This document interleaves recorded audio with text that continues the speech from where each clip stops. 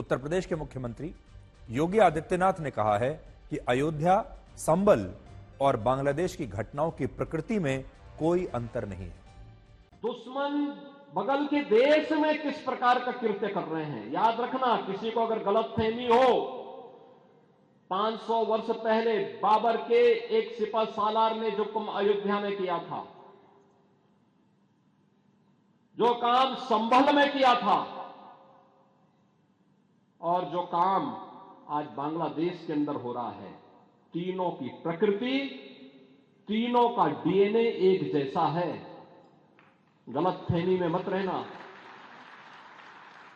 अगर कोई ये मानता है कि वो बांग्लादेश में हो रहा है, तो यहां भी बांटने वाले तत्व उनके लिए बेट बन करके खड़े हो रखे हैं, पहले से खड़े हैं। वे समाज के सामाजिक ताने बाने को छिन्न भिन्न कर रहे हैं, सामाजिक एकता को तोड़ करके, आपको बांट करके फिर काटने का और कटवाने का पूरा इंतजाम भी कर रहे हैं। वर्ष 1991 में एक पुस्तक लिखी गई थी जिसका नाम है Hindu temples what happened to them.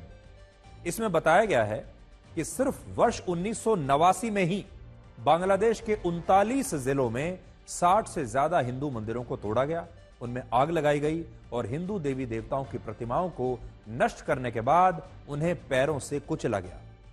ये घटनाएं ठीक वैसी ही थी जैसी मुगलों और गुलाम वंश के शासन के दौरान हुआ करती थी, और इसीलिए योगी आदित्यनाथ ने कहा है कि इन सारी घटनाओं के पीछे एक ही डीएनए है। जैसा अपमान मुगल काल में हो रहा था देवी देवताओं का, हिंदुओं की संस्कृति का, वैसा ही अपमान बांग्लादेश में भी हुआ। फर्क सिर्फ इतना है कि उस समय औरंगजेब हिंदू देवी देवताओं की प्रतिमाओं को मस्जिद की सीढ़ियों में चुनवाने का आदेश देता था, और अब इन प्रतिमाओं को कुचलकर इन्हें नष्ट किया जाता है और इनका अपमान होता है।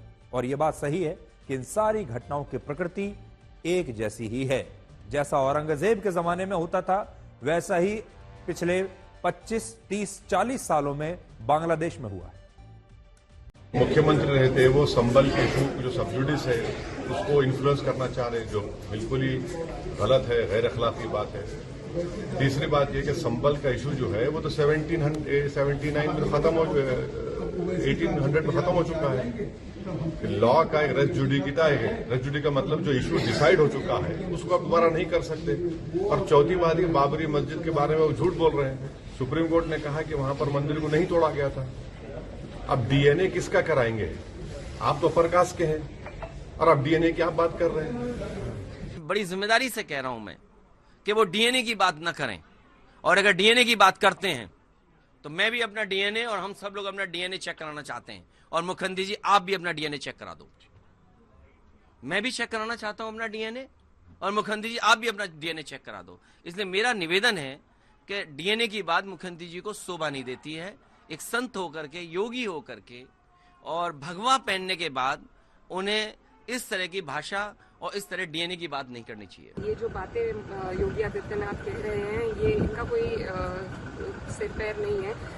बाबर का जो वो एजेंडा लेकर आए हैं, ये सिर्फ अपनी राजनीति के लिए, जो भाजपा अपनी राजनीतिक रोटियां सेकना चाहती है विभाजन करके, एक ही एजेंडा उन लोगों के पास है। किसी की जान माल की हानि हो रही है, इससे उन्हें कोई मतलब नहीं है। वो पूरे प्रदेश के मालिक हैं, उन्हें अपने प्रशासन पर सख्त कार्रवाई करनी चाहिए, पता लगाना चाहिए कि कैसे वहाँ पर माहौल इतना बिगड़ा।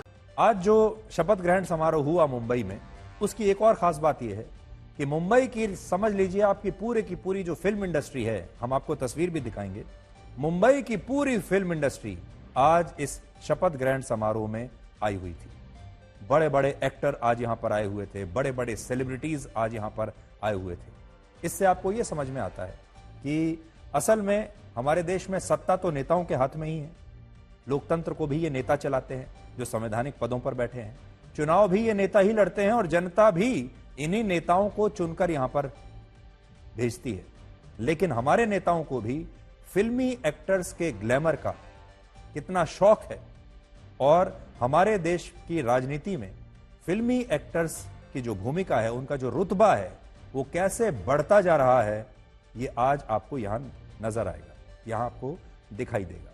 अगर आप इस समय हमें देख रहे हैं तो ये हर परिवार को आज ये खबर देखनी चाहिए, हर माता पिता को, लेकिन उनके बच्चों को भी ये खबर जरूर देखनी चाहिए। और फिर सोचिए कि हमारा समाज और हमारे परिवार किस तरफ जा रहे हैं। इनमें पहली घटना भारत की राजधानी दिल्ली की है, जहां एक 20 साल के लड़के ने अपने माता पिता और अपनी बड़ी बहन की गला रेतकर हत्या कर दी। खुद अपने हाथों से अपने माता पिता की और बड़ी बहन की हत्या की। इस लड़के का कहना था कि इसके माता पिता इससे नफरत करते थे, उसे ऐसा लगता था। इस लड़के को ताने मारते थे, अक्सर उसका अपमान करते थे और कहते थे कि वो अपनी सारी संपत्ति इस लड़के के बड़ी बहन के नाम कर देंगे, उसे नहीं देंगे। और इसी वजह से इस लड़के ने बारी बारी से अपने माता पिता और बड़ी बहन की हत्या कर दी, क्योंकि ये अपने माता पिता की कड़वी बातों को सुनना नहीं चाहता था। माता पिता जो लगातार ये कहते थे कि ठीक से पढ़ाई करो, अपना करियर बनाओ, जिंदगी में अनुशासन रखो, हमारी बात मानो, वो इसे पसंद नहीं था और इसे लगता था कि माता पिता की जो डांट है ये अपमान है। तो जो बच्चे माता पिता की डांट को अपमान मानते हैं, ये उनकी कहानी है। घटना हैदराबाद की है, जहां नई फिल्म पुष्पा 2 के प्रीमियर के दौरान भगदड़ मचने से एक 39 साल की महिला की दम घुटने से मौत हो गई और अल्लू अर्जुन जो इसके नायक हैं वो खुद वहां पर मौजूद थे। और आप इस भीड़ को देखकर जरा अंदाजा लगाइए कि हमारे देश में लोगों के लिए जान से भी ज्यादा जरूरी मनोरंजन है। ये सारे लोग अल्लू अर्जुन को देखने के लिए आए हैं। अल्लू अर्जुन की जो नई फिल्म है पुष्पा 2, उसका शो देखने के लिए इतनी भीड़ हुई कि वहां पर भगदड़ मच गई और उस भगदड़ में कई लोग घायल हुए हैं और एक की मृत्यु हो गई। इस मामले में एक्टर अल्लू अर्जुन और दूसरे कलाकारों समेत उनकी सिक्योरिटी टीम के खिलाफ भी एक एफआईआर दर्ज कर ली गई है। आज देश भर के सिनेमा थिएटर्स में फिल्म पुष्पा 2 देखने के लिए लंबी लंबी लाइनें लगी हुई हैं और ये लाइनें हमारे देश के युवाओं की प्राथमिकता के बारे में आपको बताती हैं कि उन्हें नौकरी से पहले, रोजगार से भी पहले मनोरंजन चाहिए। उन्हें बड़े बड़े गायकों के कॉन्सर्ट्स देखने हैं, उन्हें एक्टर्स और कलाकारों को देखना है और उन्हें दिन भर रील्स देखनी है और दिन भर रील्स बनानी भी है।